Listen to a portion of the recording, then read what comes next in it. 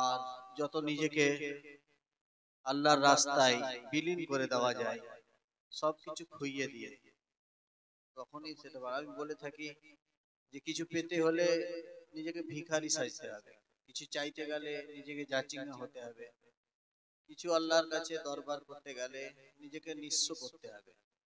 নিঃস্ব মানে কি? একটা ফকির যেমন দরজাতে এসে নিঃস্ব হয়ে এসে চাই কিছু, একটা ভিখারি আপনার দরজাতে এসে যেমন একটা নিঃস্ব হয়ে আপনার কাছে চাই যে আমার কিছু নেই, আমি খেতে পাই, একবার খেতে দাও, বা 10টা টাকা দাও, বা 5টা টাকা দাও, বা 20টা টাকা সাহায্য করো। তার মানে ও সবকিছু বিসর্জন দিয়ে এসছে, আমিত্ব বিসর্জন দিয়ে এসছে। তা না হলে যদি আমিত্বর মধ্যে থাকতো তো দরবারে এসে খাড়ো হতো না, আপনার দরজায় এসে খাড়ো হতো না। ওর মধ্যে যদি টাকা পয়সা ধন দৌলত বড় লোকই ভাবনা থাকতো তো আপনার দরজাতে এসে খাড়ো থাকতো না, হতো না, আদৌ হতো না। তাহলে যদিও আছে ধন দৌলত, কিন্তু যখন আপনার দরজায় এসছে তখন সবগুলোকে পিছনে রেখে এসছে, সবগুলোকে পিছনে রেখে এসছে, তাই তো? দরজায় যখন আসে তখন সবগুলোকে ছেড়ে আসে, পিছনে রেখে আসে। ভালো কাপড়, ভালো প্যান্ট, ভালো জামা, ভালো শাড়ি পরে হয়তো বাড়িতে ঘুরে ফিরে বেড়াচ্ছে, কিন্তু যখন এবার হাজারপুরের ফকির গুলো ঘুরে ফিরে বেড়াবে, এ দরজায় ওই দরজায় যাবে, তখন একটা ছেঁড়া পায়জামা, ছেঁড়া লুঙ্গি, একটা ছেঁড়া জামা, আর একটা ফুটা টুপি পরে নিয়ে, একটা হাতে লাঠি বা ছাতা নিয়ে, তাও ছাতাটাও সে পুরনো, ওই ধরনের নিয়ে হাজির। দিয়ে আমি মাদ্রাসায় পড়ি, দিয়ে নিয়ে শুধু হাজারপুর বলে কথা নয়, সব পুরেরই আর কি ফকিরদের এই অবস্থা। তো তার মানে ও নিজেকে ওই ধরনের মানে আসলে নয়, হয়তো দুতলা বাড়ি আছে কি একতলা বাড়ি আছে, কিন্তু যদি আপনার দরজায় এসে খাড়ো হয়, আপনার দরজায় যদি কিছু চাই, তাহলে আপনাকে কমসে কম ওই ধরনের হয়ে আপনার দরজাতে আসে। কিরকম? যে সবকিছু নিঃস্ব করে, আমার টাকা পয়সা জায়গা জমি আমার কিছু নেই, এই ধরনের নিঃস্ব হয়ে সেজে, নিঃস্ব সেজে আসে। নিঃস্ব হয়েও যদি না আসে তবে নিঃস্ব সেজে আসে। তো ওরা তো নিঃস্ব সেজে আসে ফকিররা। ওইদিকে পানিয়াড়া ফকিররা আগে যেমন খুব বদনাম ছিল, পানিয়াড়া গ্রামটা, এখন সেরকম নয়। হাজারপুরের বদনাম ছিল, এখন যদিও হয়তো সেরকম নয়, কিন্তু আসে, যেই আসুক না কেন দরবারে এলে পরে বা দরজায় এলে পরে, আপনার গেটের সামনে এলে পরে সবকিছু ঝেড়ে ফেলে আসে। তেমনি যখন আল্লাহর দরবারে আপনি আসবেন, নবীর দরবারে যখন আসবেন, আল্লাহর দরবার কোথায়? আল্লাহর দরবার কোথায় খুঁজে পাবেন? আল্লাহর দরবার, নবীর দরবারটাই আল্লাহর দরবার, আল্লাহ ওয়ালাদের দরবারটাই হচ্ছে আল্লাহর দরবার। এই ধরনের একটা আত্মবিশ্বাস যতক্ষণ পর্যন্ত না জাগবে ততক্ষণ পর্যন্ত ফাইজ পাওয়া যাবে না। তাহলে নবীর দরবারটাকে আল্লাহর দরবার ভেবে, আল্লাহ ওয়ালাদের দরবারটাকে আল্লাহর দরবার ভেবে যখন আসে মানুষ, তখন নিশ্চয়ই উপকৃত হবে বা কিছু লাভ পাবে। নামাজের সময়তে যখন খাড়ো হয় তখন কি পড়ে? ইন্নী ওয়াজ্জাহতু ওয়াজহিয়া লিল্লাযী ফাতারাস সামাওয়াতি ওয়াল আরদা হানিফাম ওয়া আনা মিনাল মুশরিকিন। তারপরে কি পড়ে? তাকবীরে তাহরিমার জন্য নিয়ত করে তাকবীরে তাহরিমা করে। তাকবীরে তাহরিমা মানে সবকিছু তখন হারাম হয়ে যায় ওর জন্য, কথা বলা হারাম নামাজের অবস্থাতে। তাকবীরে তাহরিমা আল্লাহু আকবার বলে যখন হাত বাঁধে, তখন তার জন্য দুশ্চিন্তা করা হারাম। হারাম তো দুশ্চিন্তা করা, সবই হারাম। বাড়ি ঘর, বাড়ি ভাবনা চিন্তা সবকিছুই হারাম। আমি আমত্তর হারাম। তার মানে ইন্নী ওয়াজ্জাহতু, এখন ওয়াজ্জাহতু আল্লাহ তাআলার দিকে আমি ধাবিত হয়ে গেছি, এখন সবকিছু হারাম করে ফেলেছি। সেই ধরনের আল্লাহর কাছে সবকিছু নিঃস্ব করে, আল্লাহ ওয়ালাদের কাছে সবকিছু নিঃস্ব করে, আল্লাহ ওয়ালাদের কাছে সবকিছু ঝেড়ে ফেলে দিয়ে, তার দরজার বাইরে সব ঝেড়ে ফেলে দিয়ে যদি কেউ আসতে পেরেছে নিজামুদ্দিনের কাছে, ওই ধরনের মনোভাব নিয়ে যদি কেউ আব্দুল কাদেরের কাছে আসতে পেরেছে, ওই নিঃস্ব হয়ে যদি কেউ মঈনুদ্দিনের কাছে আসতে পেরেছে, নিঃস্ব হয়ে কেউ যদি তাজদারে মদিনার কাছে আসতে পেরেছে, নাত গজল তো আমরা অনেক পড়ি, কিন্তু সেটা তো শুধু ফর্মালিটি। ওগুলো তো ফর্মালিটি আমাকে মনে হয়। নাত গজল বা যেসব মিসরা গুলো পড়ি, मैं आका मेरे, मैं गुलाम हूँ तेरे दर का, मैं भिखारी हूँ तेरे दर का, मैं गरीब हूँ तेरे दर का, मैं गरीब हूँ तेरे दर का। অনেক এই ধরনের উপন্যাস, অনেক শের ও শায়রি অনেক আছে, যেগুলো হযরতে রাসূল আকরাম সাল্লাল্লাহু আলাইহি ওয়াসাল্লামের জন্য আমরা বলে থাকি, বা আল্লাহ রাসূল সাল্লাল্লাহু আলাইহি ওয়াসাল্লামের জন্য বলে থাকি। কিন্তু বাস্তবে কি আসলে আমরা গরীব হয়েছি? তার কাছে সেই বাস্তব যে গরিবিয়ত, সেই ধরনের অনুভব বা সেই সূচনা বা সেই ধরনের মন মানসিকতা কি আমাদের হয়েছে? আদৌ কিন্তু হয় না। শুধু মুখে বলতে হয়, আমরা মুখে বলি যে मैं बड़ा अमीर व कबीर हूँ, तेरे दर का फकीर हूँ, मैं तेरे दर का फकीर हूँ। তো তেরে দর কা ফকির হুঁ, আসলে কি আমি নিজের মনটাকে মুখে বলছি ফকির, মনটা কি ফকির হয়েছে? মন কিন্তু ফকির হয় না। মন ফকির হয়নি এই জন্য যখন নুরুজ্জামান সাহেবের সাথে যাবে, আলাদা আমার জন্য একটা রুম, পয়সা বেশি লাগে আমি পয়সা দেব। আরে মন যদি ফকির হয় তাহলে আলাদা রুমের কি দরকার? মন যদি ফকির হয় তাহলে ওই বুফে সিস্টেমের খাবার হবে তো? ওই শর্ত লাগাবার কি দরকার? তুমি তো ভিখারি হয়ে ভিক আনতে যাচ্ছ, ওখানে ভিখারি হয়ে ভিক আনতে যাচ্ছ। তো অরিস্টোক্র্যাট এই ধরনের হোটেল 5 স্টার 3 স্টার হোটেলের জন্য, হ্যাঁ, এজেন্টের যে মালিক তাকে আবার ফরিয়াদ করার কি আছে? যদি তুমি আসলে ভিক আনতে যাচ্ছ, ভিক নিতে যাচ্ছ, হ্যাঁ, তেরে দর কা সওয়ালি হুঁ, তেরে দর কা ভিখারি হুঁ, মুনাফিক তুমি। মুখে বলছে একরকম, অন্তর তো তোমার ওরকম নয়। তুমি তো মিথ্যে কথা বলছো, তুমি তো একেবারে ডাহা মিথ্যে কথা বলছো। তোমার যে টাকা পয়সা রোজগার করা, উপার্জন করা, সিমলা যাবে বেড়াতে, চল নুরুজ্জামান সাহেবকে বলে একবার আমারও টিকিটটা একটু কেটে নিয়ে, হ্যাঁ, তুমি তো ভিখারি নয়, তুমি তো নিজের টাকা পয়সা খরচ করার জন্য, ঐতিহ্য প্রদর্শনের জন্য যাচ্ছ। তুমি তো হজ করতে যাচ্ছ, বড় হজে কিসের জন্য? নাম গ্রামের মধ্যে একটা ঐতিহ্যশালী বড় হজে, যেটা আসল হজ, সেই হজে যাচ্ছে একটা নাম প্রসার করার জন্য। তোমার মন কি ভিখারি হয়েছে আদৌ? তুমি ভিখারি হয়নি মন, তুমি ভিখারি সেজে যাচ্ছ। ভিখারি তুমি নয়। ওই কোনপুরের সব ভিখারিরা আসে, আসলে ভিখারি নয়। দুতলা বাড়ি আছে, আছে না? নাই গো, দুতলা বাড়ি আছে, তারপরে কোট লাগিয়ে টাই লাগিয়ে আবার মানে বিয়ের নিমন্ত্রণে যায় তারা, হ্যাঁ, প্যান্ট শার্ট লাগিয়ে। তাহলে তোমার আসল রূপ ওইটা, ওই প্যান্ট শার্ট টাই ওইটা হয়েছে। আর এখন তুমি ভিখারি সেজে এসে ছেঁড়া একটা লুঙ্গি পরে, যেহেতু না পাওয়া যাবে না ওই ধরনের না এলে পরে, সাজানো ভিখারি। আল্লাহ রাসূল সাল্লাল্লাহু আলাইহি ওয়াসাল্লামের দরবারে আল্লাহ তো জানেন যে সাজানো ভিখারি তুমি না বাস্তবের ভিখারি। তুমি মুখে বলছো যে मैं तेरे दर का फकीर हूँ, मैं तेरे दर का গোলাম हूँ। এটা তোমার শের ও শায়রি, তোমার অভ্যাস, এটা তোমার, এটা কবিতা পাঠ, এটা তোমার আবৃত্তি। এটা তুমি আসলে ফকির হওনি। আমার দরের সওয়ালিও তুমি নয়, আমার দরের ফকিরও তুমি নয়।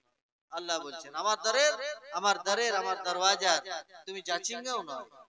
তুমি মনকেই জাচিঙ্গা করতে পারোনি, তোমার ভাবনাকেই জাচিঙ্গা করতে পারোনি। এসে 3 স্টার হোটেল 5 স্টার হোটেলে তুমি থাকছো, আর এখানে ভালোভাবে সেজে গুজে, তাও আবার কতবার ঝগড়া শুনেছি আমি, হ্যাঁ, ওখানে গিয়ে আবার ঝগড়া, হাজিতে ঝগড়া, হাজিতে ঝগড়া। আবার একটু খাওয়াতে যদি টলবিটল হয়, কি গো, খাওয়াতে যদি টলবিটল হয়, হ্যাঁ, তাতে এই ধরনের তো কথা ছিল না, এই ধরনের শুকনো ইয়ে হলো, হ্যাঁ, গাঢ় দুধের ইয়ে ছিল তো কথা ছিল, এই খাবার লেগে আলছি। তুমি তো খাবারের জন্য মরছো, তো বাড়িতে গিয়ে মুরগি জবাই করে খাওয়া, ওইখানে কি করতে এসছো? লজ্জা, বড় লজ্জার কথা, বড় আফসোসের কথা, বড় দুঃখের কথা, বড় অনুতাপের কথা, বড় অনুশোচনার কথা। রাসূল আকরাম সাল্লাল্লাহু আলাইহি ওয়াসাল্লামের কাছে কি আনতে গিয়েছো? আদৌ তুমি কিছুই পাবে না। ওই জামান সাহেবের কাছে জবরদস্তি করে, হ্যাঁ, বলে এই কথা ছিল, তুমি ইয়ে দাওনি, দাও, না হলে দেখছি তোমাকে। ওই ঝগড়া করাই হবে, ওর খাওয়াটাই হবে, লাভ কিছু হবে না, কিচ্ছু লাভ হবে না। না তোমার ইমরা হবে, না তোমার হজ হবে, না তোমার রমিজেমার হবে, না তোমার সাফা মারওয়ার দৌড় হবে, না তোমার তাওয়াফ হবে, না তোমার আরো কিছু হবে। কোনো না সওয়াব হবে, না তোমার কোনো নেকি হবে। তোমার শুধু খাওয়াই হবে, ট্যুর করা হবে, আর টাকা পয়সা যেটা ছিল সেটা খরচ করা হবে, আর পাড়ার লোকে তুমি হাজি বলাতে হাজি বলাটা হবে, আর কিছু হবে, আসল উদ্দেশ্য হবে না। সেরকম নামাজেরও ব্যাপারও তাই। এটা তো হজের কথা বললাম, নামাজেরও ব্যাপারও তাই। তুমি ভিখারি হয়ে ইন্নী ওয়াজ্জাহতু ওয়াজহিয়া লিল্লাযী ফাতারাস সামাওয়াতি ওয়াল আরদ হানিফা ওয়া মা আনা মিনাল মুশরিকিন বলে ইন্নী ওয়াজ্জাহতু ওয়াজহিয়া আল্লাহু আকবার তাকবীরে তাহরিমা করেছো। হারাম কি করতে পেরেছো তোমার দুশ্চিন্তাকে? হারাম কি করতে পেরেছো তোমার এই মনের লোভকে? হারাম কি করতে পেরেছো তোমার এই নামাজের অবস্থা? তো কত দিকে মন চলে যাচ্ছে। হারাম কি করতে পেরেছো তোমার এই ভাবনাকে? নামাজের মধ্যে যেমনি খাওয়া হতো পয়সাটা কোনখানে রেখেছিলাম সেটা খেয়ালও পড়ছে না। যেমনি আল্লাহু আকবার মনটা ছুটে পয়সাটা ওই ব্যাগটাতে রাখলাম, ওখানটাতে রাখলাম, হ্যাঁ মনে পড়ে গেছে, আসসালামু আলাইকুম রাহমাতুল্লাহ, আসসালামু আলাইকুম, ছুটলো এবার পয়সাটা ওখানে কোনখানে রেখেছিল। নামাজ তো তোমার পয়সা হারিয়ে যাওয়া পয়সার খেয়াল করার জন্য তুমি নামাজ পড়েছেন। তামাল মালু বিসসালিম, আল্লাহর ওয়াস্তে নামাজ কোথায় তোমার? আল্লাহর ওয়াস্তে হজের ইবাদত কোথায় তোমার? আল্লাহর ওয়াস্তে রমি জমার কোথায় তোমার? তুমি তো খাবারের ওয়াস্তে, তুমি তো ট্যুরের ওয়াস্তে। জাহাজ আবার যদি কোন রকম যদি আল ইত্তেহাদ না হয়ে যে এয়ার এশিয়া হয়ে যায়, তাহলে আর কোথায় যায়? যে নিয়ে যেছে তার মনটা দূরে দূরে, কত বকনা শুনতে হবে, কত রকমের ঝামেলা পোহাতে হবে। হ্যাঁ, তার মানে আল ইত্তেহাদ ভালো জাহাজ, আর দিয়েছে হয়তো মানে কমা দামের জাহাজ, কত রকমের জাহাজ। আরে তুমি তো বড় জাহাজে, ভালো জাহাজে, এসি জাহাজে, বড় জাহাজে চাপার জন্য তুমি তো গেছো ওখানে। তুমি তো ভিখারি নয়, ভিখারি হয়ে ভিখারি সেজে তো ভিখারি। আল্লাহ বাস্তবে তুমি ভিখারি হয়ে যাও তো পাবে, ভিখারি তো তুমি নয়। তো তুমি ওখানে কি নিয়ে আসতে ভিক আনতে যেত? ভিক তো ওখানে কিছু পাবে না। ভিখারি হবে তবেই তো ভিক পাবে, তুমি তো আদৌ ভিখারি নয়। ভিক পাবে কোথা থেকে? মদিনাওয়ালা আকার কাছে কোথায় পাবে তুমি? আল্লাহর রাসূলের দরবারে যদি তুমি ভিক না পাও, আল্লাহর দরবারেও তুমি কোনো ভিক পাবে না। নবীর দরবারটাই তো আল্লাহর দরবার, ওখানেই ভিক পাবে না, তখন কি আল্লাহ তোমাকে দেবে? এইটা আল্লাহ তোমাকে বুড়া আঙ্গুল দেখিয়ে বলে তুমি এইটা পাবে। নবীর কাছেই তো তুমি ভিখারি নাই, ওখানে যদি না মিলে তো আমার কাছে কি মিলবে? ওয়ালাউ আন্নাহুম ইযলামু, যদি যারা জুলুম করলো মাফটা ফাস্তাগফিরু, তা সেইখানে গিয়ে ইস্তিগফার করো। যদি উনি মাফ করে দেন তাহলে আমার মাফ, উনার মাফটাই আমার মাফ, উনার ক্ষমাটাই আমার ক্ষমা, আর উনার কবুলটাই আমার কবুল। আমার কাছে কোথায়? আমাকে কোথায় খুঁজে পাবে? কাবা শরীফের উপরে? কে বললো আমাকে কাবা শরীফের উপরে আমাকে খুঁজে পাবে? কোথায় পাবে? তুমি তাওয়াফের মধ্যে আমাকে খুঁজে পাবে। কে বললে? একবারও দেখেছো? 7-7টা 14-14টা তাওয়াফ করে এসেছো, কবার আমাকে দেখেছো তুমি তাওয়াফের ভিতরে? আল্লাহকে কেউ দেখেছে তাওয়াফের মধ্যে? কাবার উপরে আল্লাহকে কেউ দেখা যায় নাকি?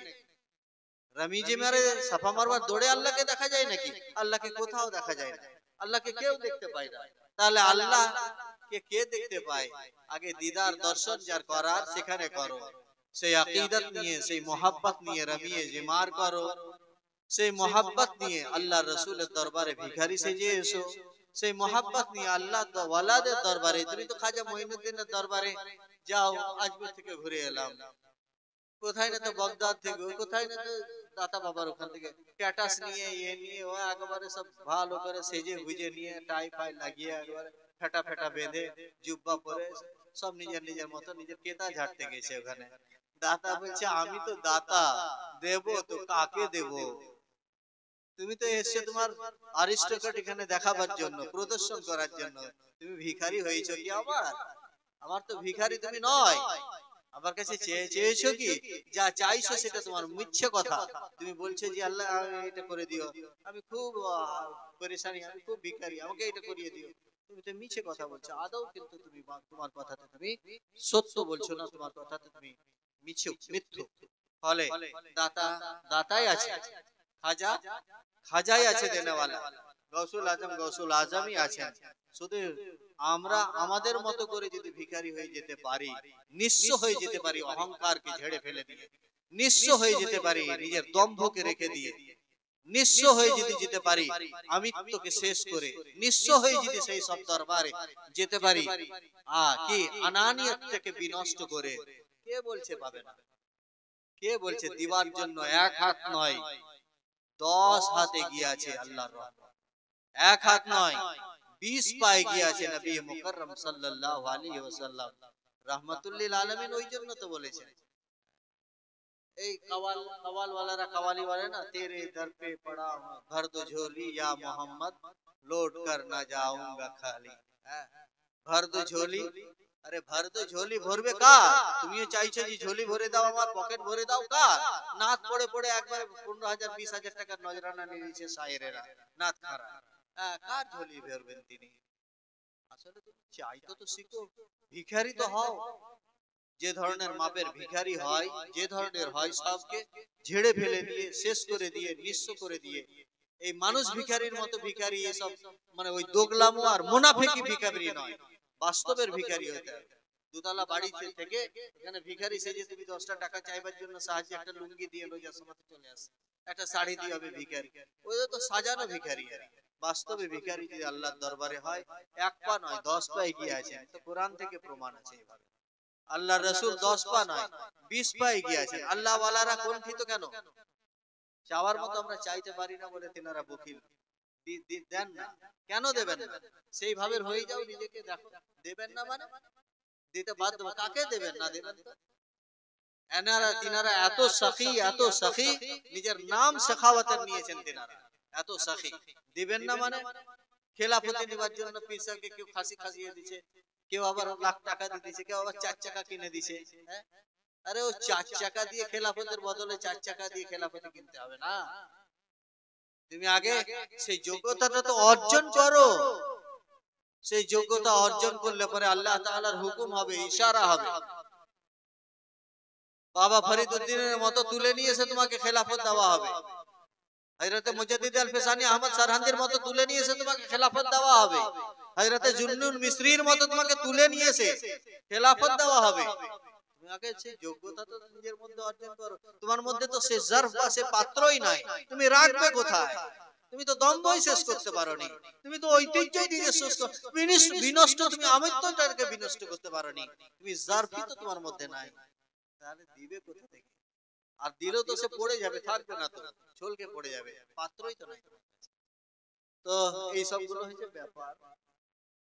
তো এক কথায় যে আমাদেরকে হুজুরের দরবারে যাই, মহানবী সাল্লাল্লাহু আলাইহি ওয়াসাল্লামের বা আল্লাহ ওয়ালাদের দরবারে যাই, এই সব দরবার এক অপরের সঙ্গে লিংক আছে। যদি বাস্তবেই মানে কি বলবো, যে দরবারের লিংক, খেলাফতের যে রিশতা, সেই রিশতা যদি হয়ে থাকে, তাহলে অবশ্যই সব দরবারই এক অপরের সঙ্গে লিংক আছে।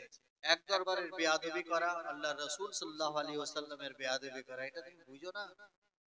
আল্লাহ রাসূলের দরবারের বেয়াদবি করা মানে আল্লাহর দরবারের বেয়াদবি করা। নেট ওয়ার্ক হয়ে আছে, নেট ব্যাংকিং যেমন নেটওয়ার্কিং যেমন, সেই রকম এটাও নেটওয়ার্কিং। চাই চিশতিয়া সিলসিলার হোক বা কাদরিয়া সাহারওয়ার্দিয়া হোক বা নকশবন্দিয়া, আল্লাহ ওয়ালা যদি বাস্তবে হয়, তার দরবারের যদি বেয়াদবি হয়, সে বেয়াদবি সেই খলিলুর রহমানের নয়, সেই বেয়াদবি আলিমউদ্দিনের নয়, সেই বেয়াদবি হযরত আব্দুল শাহ আব্দুল আজিজের নয়, সে বেয়াদবি তো স্বয়ং রাসূল করিম সাল্লাল্লাহু আলাইহি ওয়াসাল্লামের দরবারে, সে রাসূল বায়েজিদ বুস্তামির দরবারে, সে বেয়াদবি, সে গুস্তাখি হযরতে জাফর সাদিকের দরবারে, সে গুস্তাখি হযরতে মুজাদ্দিদ আল-ফিসানি আহমদ সারহান্দির দরবারে, এমন কি স্বয়ং রহমানুর রহিম আল্লাহর দরবারের গুস্তাখি।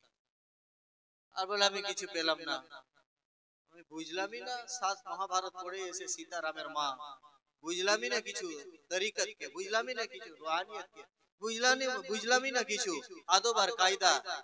হে ই ভালো লয়, ও ভালো, ই ভালো লয়, ই ভালো, ওই সমালোচনাতেই চলে যাবে। মনই তো তোমার শুদ্ধ নাই, মনই তো পরিষ্কার নাই। বিচুন পুতলে পরে ফলবে কোথায় গমের গাছ, আর ফল ধরবে কেমন করে?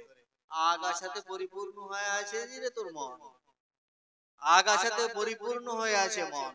সে মনে থেকে আগাছাকে উৎপাটন করে চষতে হবে মাটিকে, আর মাটিকে চষার পরে তারপরে পানি দিয়ে গমের বিচুন যদি ছিটানো হয়, তবেই গাছ বাহির হবে, আর গাছ বাহির হবে, ফুল হবে, ফল হবে।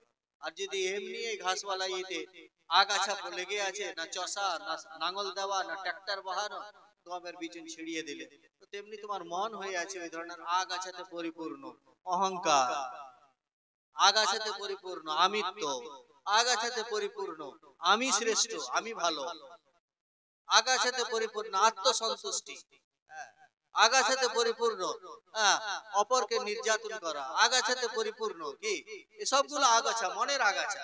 এসব আগাছাগুলোকে উৎপাটন করার পরে শুদ্ধ যখন হবে, হওয়ার পরে এবারে যখন কালেমায়ে তাইয়্যিবা লা ইলাহা ইল্লাল্লাহ মুহাম্মাদুর রাসূলুল্লাহর কলমা পড়া হবে আর এর প্র্যাকটিক্যাল করা হবে, আল্লাহর আউলিয়া কেরামদের ওই বাণী যখন এবারে পড়বে তখন সেগুলো কাজে লাগবে।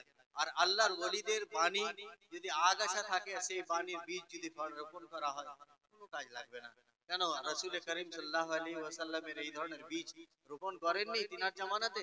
আবু জেহেলের মনের ভিতরে কাজে লেগেছিল? কাজে লাগেনি, আমিত্বতে ভরপুর ছিল। আবু লাহাবের মনে কাজে লেগেছিল? লাগেনি। কেন? আমিত্বতে আগাছা ছিল মনের ভিতরে। তাহলে সব থেকে প্রথমে আগাছাকে উৎপাটন করতে হবে। শুধু নামাজটাই বড় কথা নয়, ওই মনের ভিতরে আগাছার হাজার রেকাত নামাজ পড়ে কিছুই হবে না, বেকার, তো সব ফালতু কথা, বেকার কথা, একবারেই বেকার কথা। মনে যদি আগাছা আছে, অহংকার আছে, আত্মগরিমা ভরা আছে, বুঝলোই না সে নামাজ কি। হুমান সালাতিহিম সাহুন আল্লাযীনা হুম ইউরাউনা ওয়া ইয়ামনাউনা। আগে পরিশুদ্ধ করো অন্তরকে। ওই জন্য মেহনত করেছিলেন, এক জামানা ছিল। এখন দিনের পর দিন এই সময়গুলো একেবারে চলে যাচ্ছে, মানে তরিকতের লাইনে, রুহানিয়াতের লাইনে, আল্লাহ ওয়ালাদের এখানে কেউ এই বাজার ধীরে ধীরে একবারে মন্দা পড়ে যাচ্ছে। এই বাজার একবারে মন্দা পড়ে যাচ্ছে। এখন যত সব জাহিরে ইলম, জাহিরে শিক্ষা, জাহিরে স্ট্যাটাস, আমিও একটা ব্লেজার তৈরি করেছি, হ্যাঁ, মাওলানা সাহেবের দেখা দেখা। প্রোগ্রামে বলছে এত গরম লাগছে, তুমি খুলে দিই, তো ওরা সব বলছে যে না না থাক, গরম লাগুক, আজকের দিনটা ব্লেজারটা পরে। মাস্টার সাহেব বলছে না থাক থাক থাক, গরম খানিক লাগুক আজকে। তো সব এই সব ব্লেজারে আর সব এতেই ফেসে আছে, সব এতে ফেসে আছে। নাই কো জারফ কাউরের ভিতরে নেই, সে পাত্র কোথায় কাউর ভিতরে যে নেবে। ওই জন্য এক যুগ ছিল হযরতে ইমামে গজালির জামানা, এক যুগ ছিল বাইজিদ বুস্তামির জামানা, এক যুগ ছিল মুজাদ্দিদ আল-ফিসানির জামানা, এক যুগ ছিল হযরতে নিজামউদ্দিনের জামানায়, যে একটা সাড়া দিতেন, ডাক দিতেন, হয়তো বুঝে নিতেন সবাই হাজির, খবর খবর, কোনো ইশতেহার নাই, কোনো পোস্টার নাই, কিছু নাই, হাজারো মানুষ হাজির। কিন্তু আজ সে তালকিনের জন্য লোক কোথায়? ওতে ইমাম সাহেব করে এলো জিকিরের মাহফিল, ওই তো খানকা, এগুলো তো ভালো মরে, কিন্তু আসলে যেগুলো দরবার, রুহানিয়াতের দরবার, কই সে সবগুলোতে আর সে বেদারি নাই, বেদারি নাই, সে চেতনা নাই। আবার গরু গোশ 7 মণ গোশের খানা, 20 মণ গোশের খানা, হ্যাঁ, শ্রীরামপুরে তো আবার গাজলু মোড়ে তো 40 মণ গোশের খানা করে, হ্যাঁ, লোকের অভাব নেই। তো এই হচ্ছে ব্যাপার। তো দিনের পর দিন এভাবে যত দিন অতিবাহিত হচ্ছে তত আমাদের মানে ব্যাপারগুলো আর কি পিছিয়ে যাচ্ছে, এটা হবারই কথা।